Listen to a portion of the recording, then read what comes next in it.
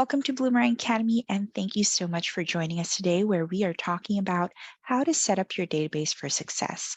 My name is Diana Otero, and I will be your instructor for today.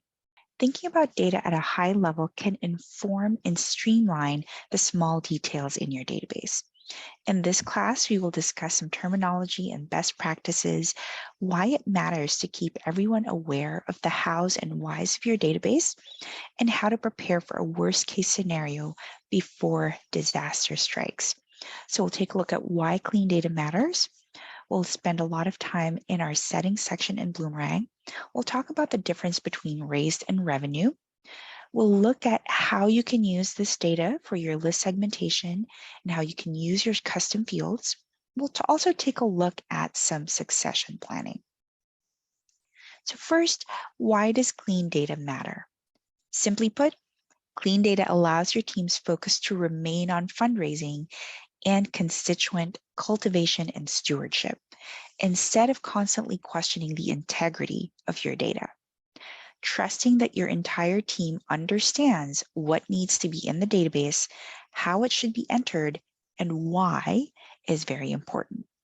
This will not only make your team more dynamic and functional, but it will also ensure your efforts aren't being duplicated, audits will run more smoothly, and everyone will be clear on expectations, both internally and externally, when it comes to your constituents. Every decision your team makes directly impacts your mission and your return on investment.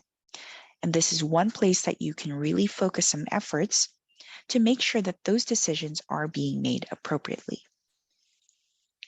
Here's the side navigation in Bloomerang where, if you're an administrator in the database, you'll see your settings icon. If you don't see that settings icon, that means you are not an administrator in your database, and you can talk to whoever the administrator is to adjust your permissions if needed. This section houses your organization's unique data, so you want to make sure that it's accurate and up to date. This is where you can update things like your individual organization contact information, turn on your NCOA processing, link accounting software, set your NTEE codes, and your fiscal year start date. Knowing your NTEE code can be helpful for things like audits, tax forms that you're filling out, and other kinds of reporting for the industry, for grants, that sort of thing. You can also link to social media information, which can be really helpful. Make sure when you're thinking about that succession planning, with high turnover rates at some point or another, that could impact your organization. So having all this information accessible to future employees who may have to pick up that mantle and start using your social media accounts is really important. Now, let's show you what this looks like in the database. If you're an administrator in the database, you'll see that settings icon. So you can click on that, and this shows you what information is under the hood, so to speak. So you'll have your organization data, your users, your custom fields, that would be for constituents, transactions, interactions, and notes.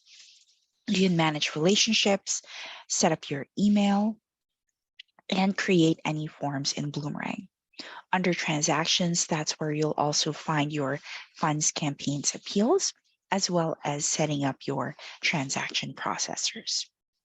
Now, in terms of your organization information, in Bloomerang, any field that you see that it's in green, that's a required field, so you have to fill that out. Other information is not required, but if you already have it, it's good to fill out that information. The email address here, it's important because any email notifications by default will go to that email address. So talk within your organization on who that email address should belong to or what that email address should be. This is also where you would indicate your website, your social media accounts, select your NTEE code, as well as input your fiscal year start. You don't have to put the end date.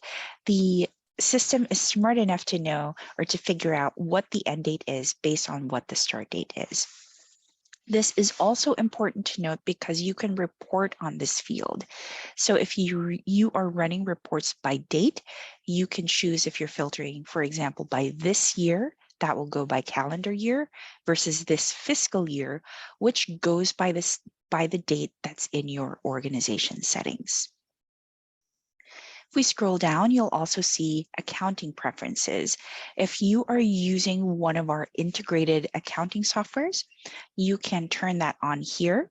The setup is not done yet. There might be additional setup that's needed, but those will become available once you select what your accounting integration is. You'll also find your two-factor or your security settings here, which includes your two-factor authentication. This is an enhanced security measure that, when enabled, Bloomerang will send users an additional code to their authenticated email during login, and they will have to enter that code before they can log into your database. When you think about two-factor authentication, a user or a person needs to have two things in order to log into your database. The first is something they know. That would be their password.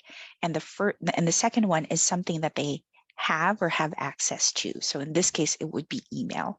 So it's not enough, for example, for someone to know the password.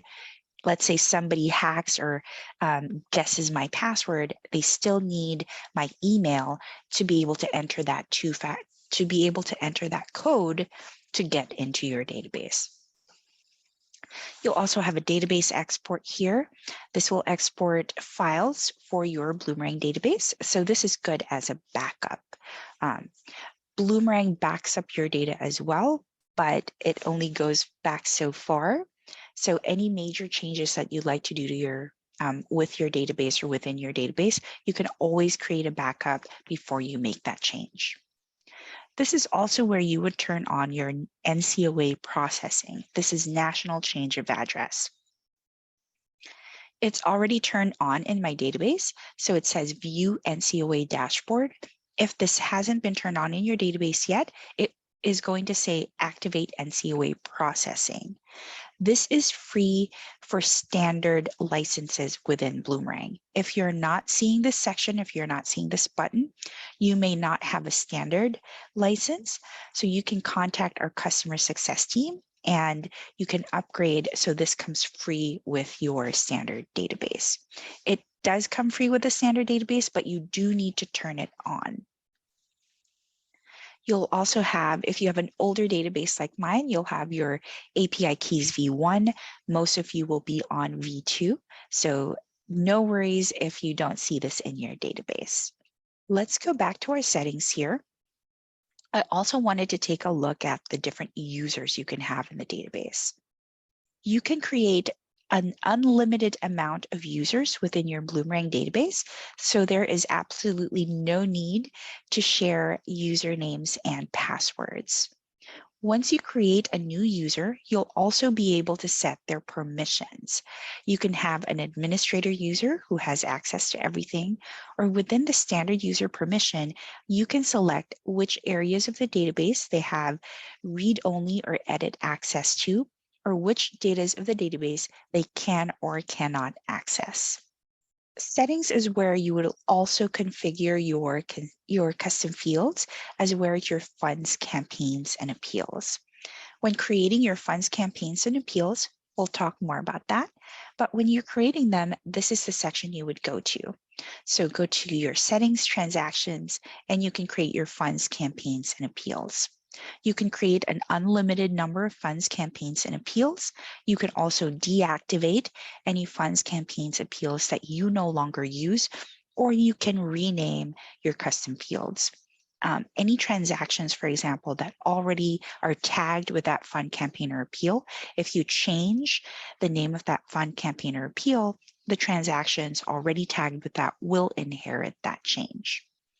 So let's talk more about funds, campaigns, and appeals.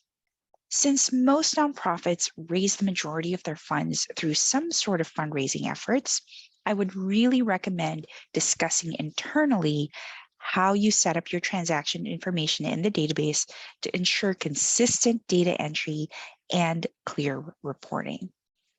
In Bloomerang, the largest of campaigns, funds, and appeals is campaigns. And by largest, I mean in terms of scope. Specifically, campaigns are overarching fundraising efforts. They have a definite financial goal, and it's within a specific date range. You have a start date and an end date.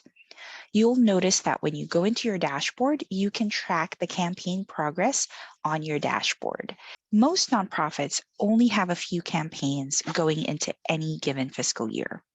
You have your annual campaign, which has the goal of raising the monies you need to keep the lights on or to provide services to your consumers, pay salaries. It's basically that minimum amount of money that you need to keep things going. If your organization is purchasing assets like buildings, furniture, technology, you'll likely put that under a capital campaign. And then finally, you would have campaigns for your large events with a lot of moving parts and clear goals. This could be galas, golf tournaments, 5Ks, or other runs. Those can absolutely necessitate a separate campaign depending on how big they are. I will note that in Bloomerang, each campaign typically is entered with the years attached or associated with the campaign. For example, capital campaigns are oftentimes multi-year efforts.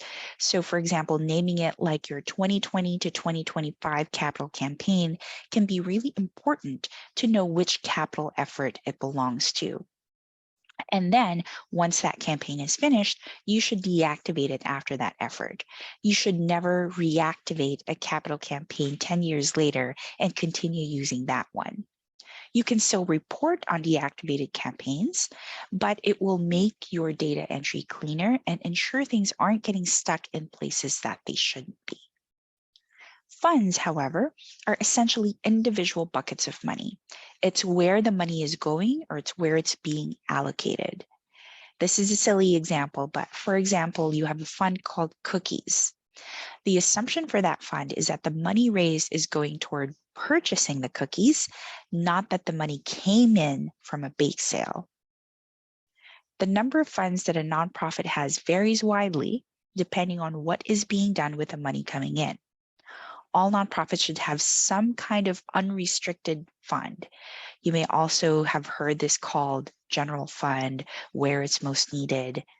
This means that it's not allocated for a specific purpose and it is at the discretion of your nonprofit. So make sure you have that general bucket of money or unrestricted fund listed. And then depending on the types of programming you do and how your donors can designate monies, you may need a separate fund for each program, or you may need just a general program fund. Scholarships are another example of specific funds that you might need at your nonprofit. As a note, your major event should not necessarily have a fund or not have an event fund unless people are paying money to support that event. So for example, money is going toward supporting the golf outing, not necessarily for the nonprofit.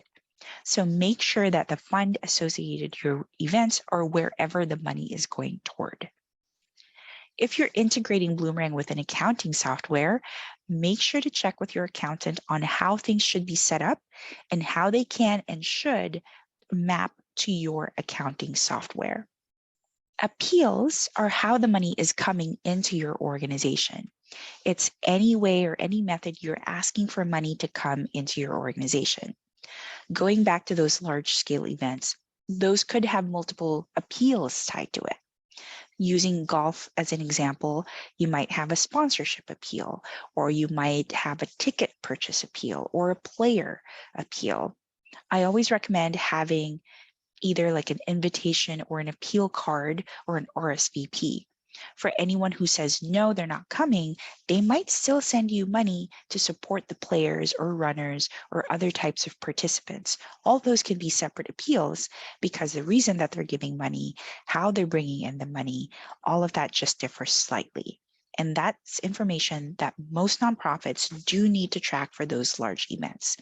So think about that. You know your organization best and what works best for your nonprofit.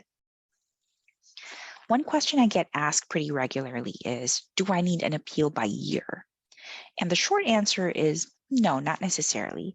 There are some appeals that makes sense to have kind of just a static appeal. For example, if you do a golf outing every single year, and it's the same type of appeals coming in, sponsorship, players, etc. When reporting, you can always filter by campaign plus appeal plus the date range. There are times, however, where it does make sense to have dates on your appeals. Some examples I've seen could be the year-end appeal. Oftentimes, nonprofits want to see how their year-end appeal stacks up against other ones, and putting a date range on that can be really helpful. Special requests, natural disasters, the pandemic, those kinds of things, it also makes sense. For example, an earthquake.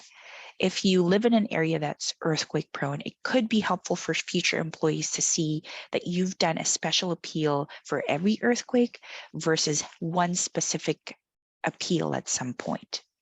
Whatever you decide on, be consistent.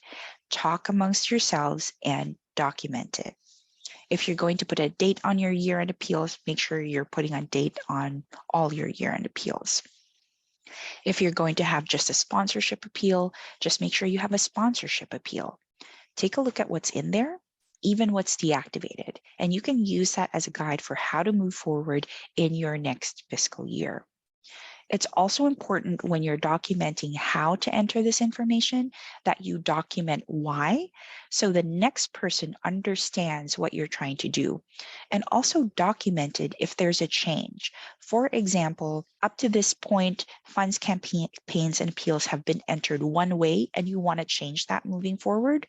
Document that for folks of, this is the date that we made a change. If you're looking to report on data before this date, this is how that's entered, and this is how you report on it. This is how you enter it moving forward. That's very helpful to know. Another question we often get is, how can you retroactively correct data? For those of you who are coming into a database that's you didn't set up, and maybe that's something you inherited, take a look at how that's set up in the past, if they don't have that documented, and take a look at how you want to set that up moving forward. There are tools within Bloomerang where you can do a mass update of your funds, campaigns, and appeals, for example. We're not going to go into detail in this class, but that is an available tool for you. Now, putting this all together of funds, campaigns, and appeals, funds are the only required field. However, try to fill in as much information as you can at the point of data entry. Talk through and document your data entry procedures so you don't have to spend a lot of time correcting that data afterwards. Now, typically transactions only have one fund, campaign, or appeal associated with them. But there are some cases where you might receive a donation from a donor that is designated to two different funds, for example. And the one that we have in the slide, let's say $500 goes to the unrestricted fund and $500 goes to programs, you can use split payments instead. We're not going to go into detail today, but I have linked this resource for you. The next thing I want to talk about is raised versus revenue. Raised are dollars committed plus dollars that have actually been received. So this is future gifts plus cash in the door. In terms of transaction types, this includes your donations, pledges, and recurring donation payments. Revenue is actual dollars received. This is cash already in the door.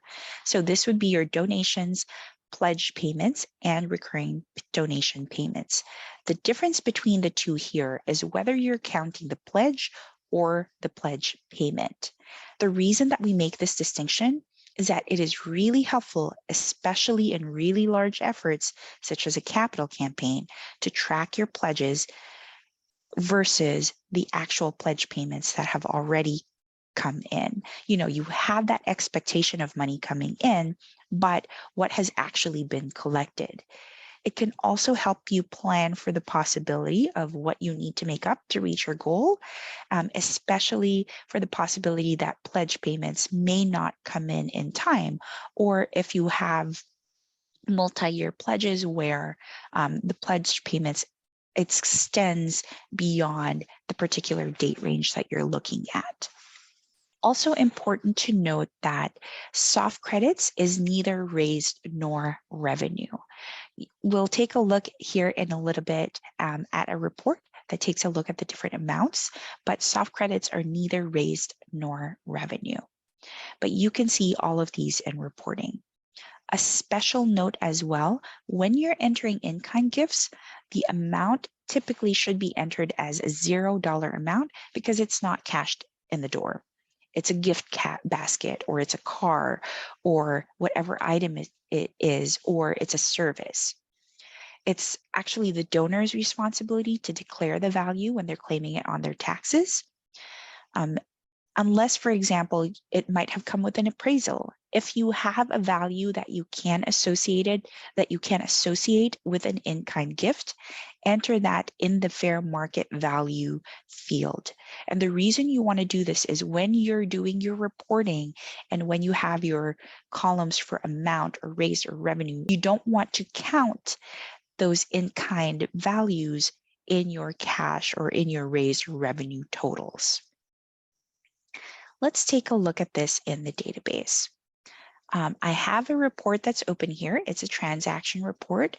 And what I want to highlight is you can take a look at different amount fields in your database. And what you want to look at depends on what you like to see and what you're going to do with that information. When you see a column for amount, this refers to everything.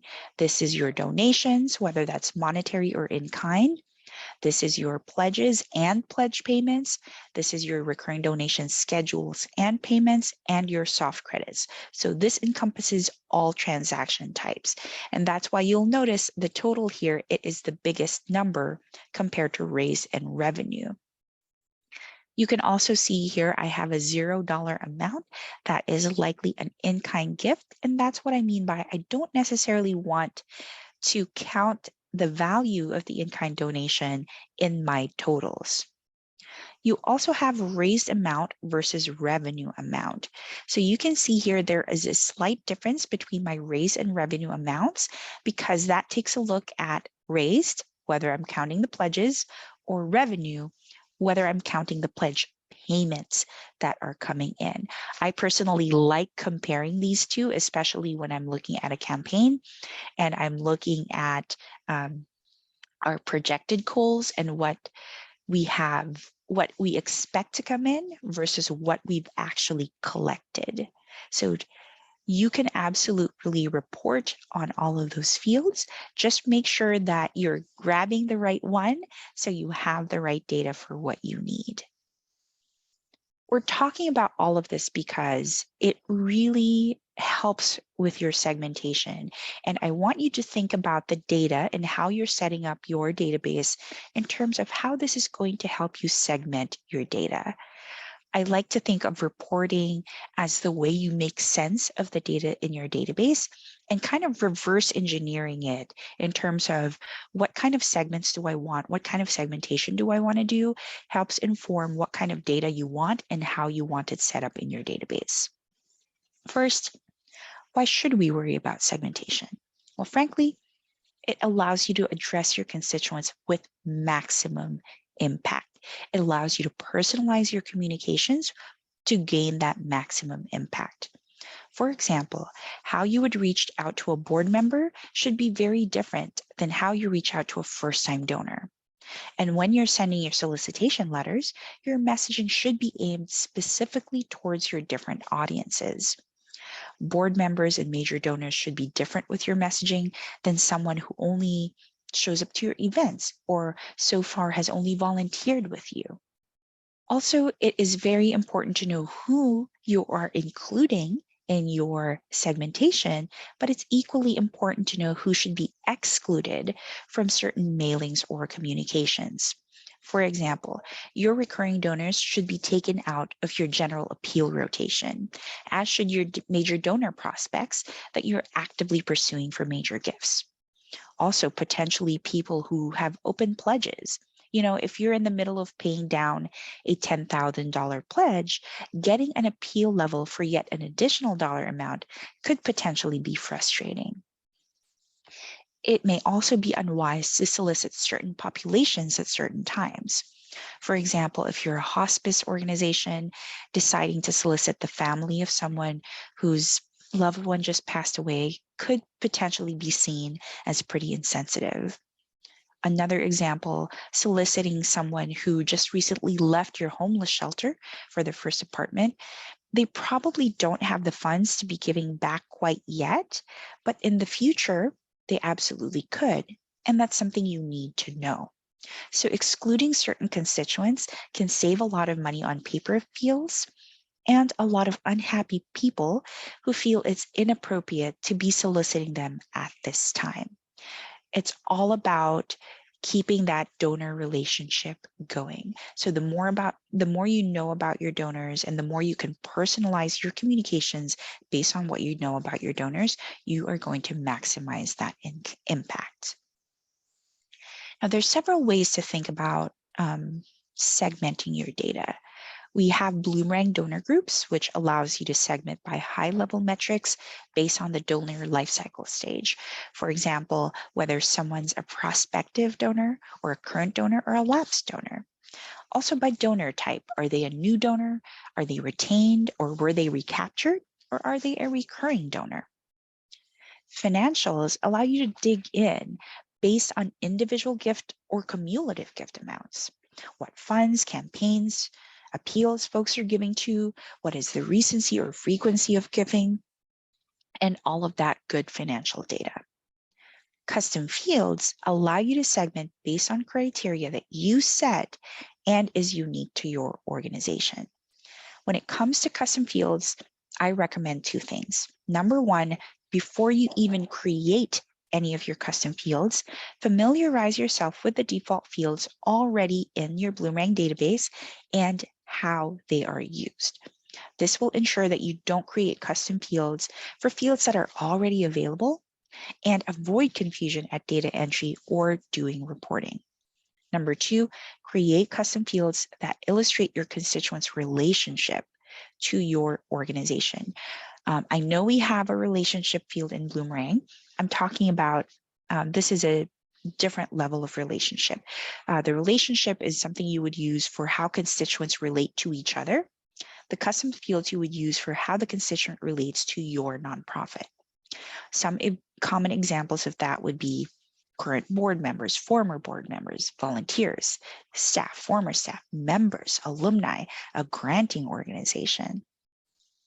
Depending on what your organization does and what your different efforts are, this will impact what those fields are. But remember, we're talking about their relationship to you. And I recommend making this a pick multiple field because it's absolutely possible that someone can be a volunteer and a member of your museum, for example. So here's an example breakdown of segmentation by financial versus custom fields. Segmenting by financial data can take many different forms. Perhaps you would send one version of your letter to people who have been loyal donors and have given 500 or more every year for the last number of years.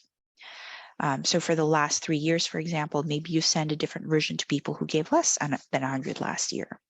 You may even send one to everyone who gave 60 or more last year, asking them to become a recurring donor, or anyone who gave 1,000 or more last year and ask them to give a multi-year pledge.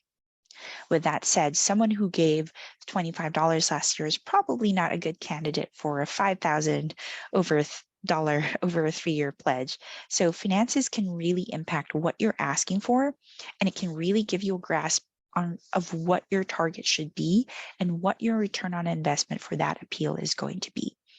I have some samples here from my pretend database, group 1 up to 100, group 4, 500 and plus. Again, this is going to vary based on your nonprofit. I like doing the reports to see what those different thresholds might be as well. On the custom field side, you can separate your donors based on factors that matter to your organization and current efforts. For example, number one segment could be, these are constituents who are going to receive my newsletters. Major donors, board members, volunteers, recurring donors, alumni, versus constituents who are going to receive the appeals. past board members, volunteers, prospect, alumni, and you could have an overlap there depending on what you're wanting to do.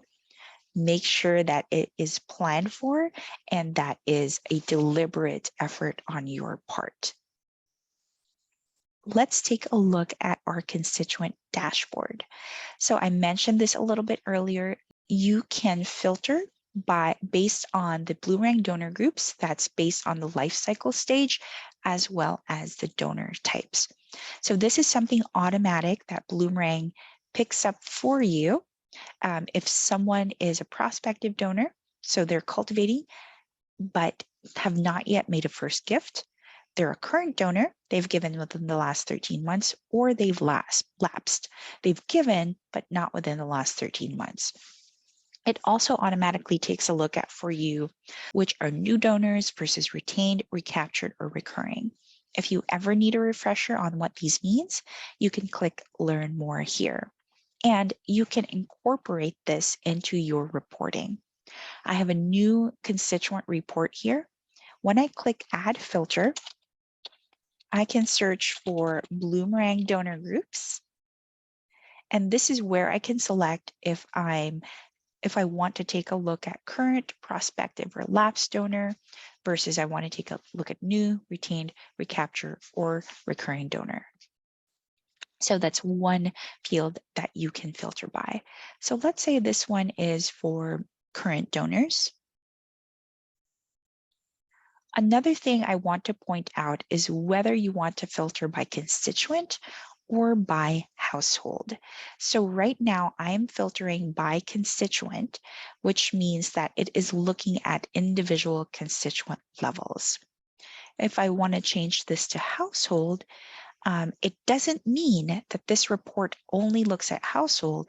It just means that, for example, if I have donations on my timeline and my husband doesn't, because one of us meets these filters, our household will be in this report. Conversely, if both household members have donations on their timeline, instead of listing them separately, it's going to list their household instead of them as individuals. For individuals or organizations that are not in a household, they're still going to be listed. They're not affected. But this can be very important because, you don't want to reach out to my husband, for example, to say, hi, we would like to encourage you to make your first gift of, not knowing or not taking into consideration that there's gifts on my timeline, therefore our household has given. Another thing I want to take a look at here, I'm going to take out this report, is filtering by financial information. So a lot of us might already be familiar with our Has Transactions filter and going into specific transactions, for example, to filter by date or fund campaign appeal. But if you ever see any of those drop-down arrows, click on them and see what your options are. The calculated here allows you to filter by cumulative giving amounts. So when I say, for example, is between 500 and up, I don't mean constituents who have given a single gift of $500. This means they have cumulatively given at least $500, whether that's 5 gifts of 100 each, 1 gift of 500, 2 gifts of 250. If they've reached that 500 threshold, they're going to be included in this report. Another thing to take a look at, we talked about raised versus revenue versus amount. You can select which amount you want to see or want to count toward that $500. For example, if I only want to see revenue amount, I can select that. So that's actual dollars received. And instead of just all transactions, I'm looking for a specific date range. So going by date, again, we talked a little bit about this earlier, the difference between last year, this year, next year versus last fiscal year, this fiscal year, next fiscal year. Last year takes a look at calendar year versus last fiscal year, goes by the fiscal year date in your organization settings. So again, be deliberate. What are you trying to take a look at? And make sure you set that in your organization settings if you want to take a look at fiscal year.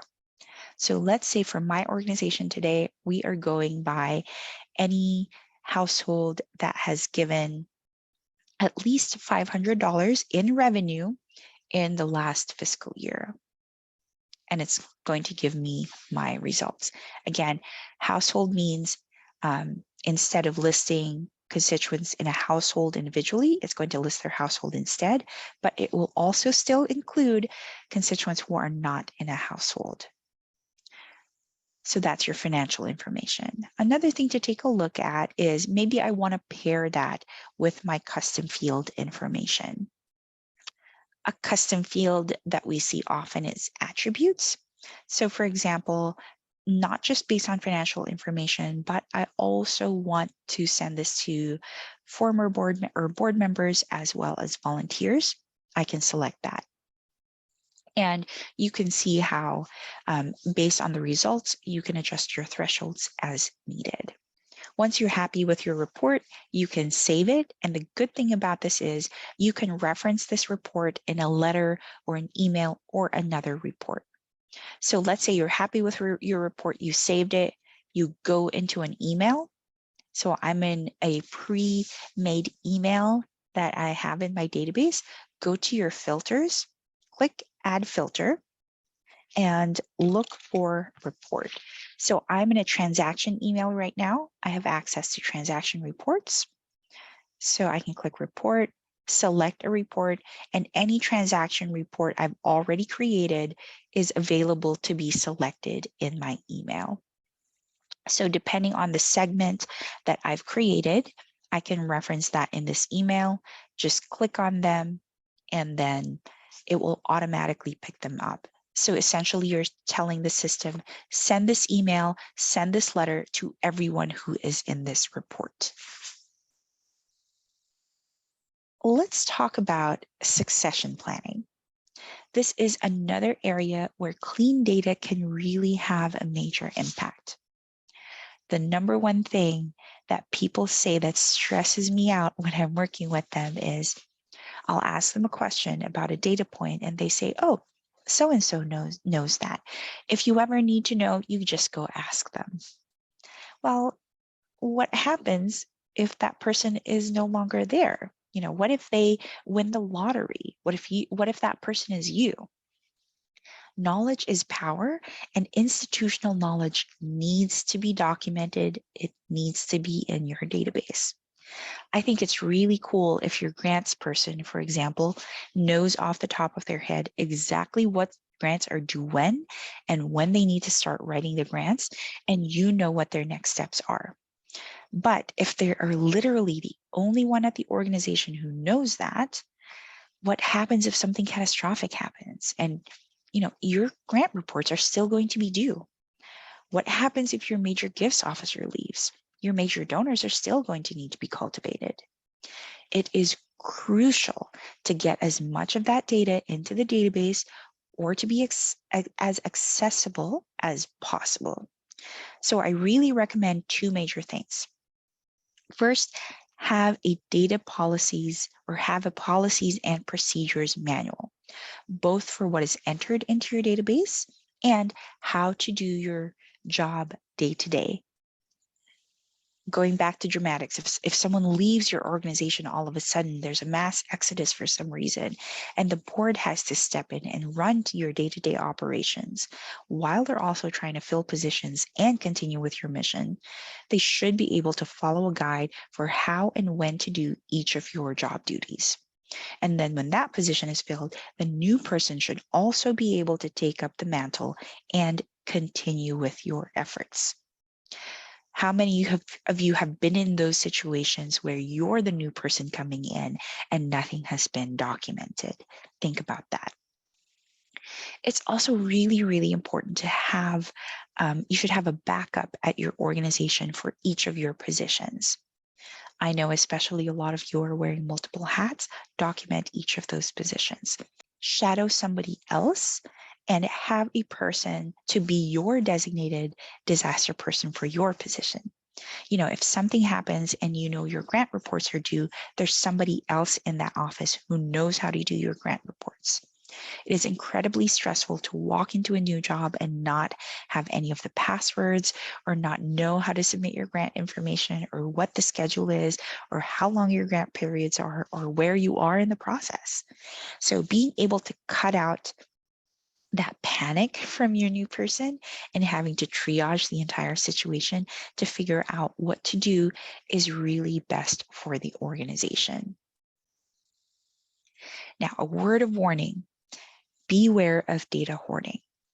When you're creating these policies and procedures, your manuals, and anytime you're entering optional data into the database, optional data would be your custom fields, your non-required fields, make sure that your team is asking 2 questions. Number 1, how is this helping us fundraise? Number 2, how is this helping us further our mission? As an example of this, having a custom field where you can record your constituents' favorite animal, for example, may be incredibly helpful if you're an animal welfare agency or an animal rescue agency. But if you're working with people recovering from drug addiction and you're not issuing emotional support animals based on their favorite animal preferences, does this information help you? You really need to decide if that data is actually helping you fundraise or even if it's relevant to your mission. If the answer is no, don't be afraid to get rid of that data because it is distracting you from your purpose. I know a lot of people, including myself, are wary of deleting data. You can always back it up so you can restore it or import it if that's something you absolutely need. Or take a look at the data that you have now. A lot of you may have inherited your database and not have been included in how it's set up. Take a look at what you have now. How has this helped in your fundraising? Have you used this to help build that relationship with the donor and help you with your fundraising? Is it relevant to your mission? If you haven't touched it, it's just clutter. It's just confusing your data entry and your reporting, and it is distracting you from your purpose. So if at this point you're thinking about your database and you're somewhat panicking, take a deep breath. We have resources to help you get on track. We are aware that there's a lot of cases where it's perfectly acceptable to acknowledge that the way some things have been done have been a bit haphazard or worse. But moving forward, you're going to make some consistent efforts and changes and document them and document the why, and have specific expectations from your staff and from anyone who's touching your database. Anyone who is going into your database need to have access to what your policies and procedures are so they understand how to enter information and they don't just change information that's in there, and they understand how to pull information out if they're running reports. We have additional academy classes that talk about this. I know we didn't go into, we have a class on database management essentials. If you need some cleanup, we have a class on clean up your data to improve your fundraising. We have some coaching and consulting services that can help you. So if you need a little bit of guidance, setting up what your data sets should be and how you should track your organization's efforts. If you need help with an audit, there is so much data to go over. We have resources that can help you with that. If you're interested in any of our products or services, let us know in the poll. You can also reach out anytime to customer.accounts@bloomerang.com and they can help you get set up. Also, don't forget you have access to our Bloomerang knowledge base and our support team. The most important button in your Bloomerang database is that question mark button on the top right. That gives you access to our help videos. You can email our support team. You can initiate a live chat. If you need someone to talk through those options, we have free resources that can help you with this. I hope that this has been helpful for you today. I know there's so much more we could talk about, and there's so much more you could do within your database. Please don't hesitate to reach out. I hope that this has given you some things to think about as you think about how you want to track your data moving forward and how you can set up your nonprofit for success. Thank you everyone for joining me today, and have a great rest of your day. Bye.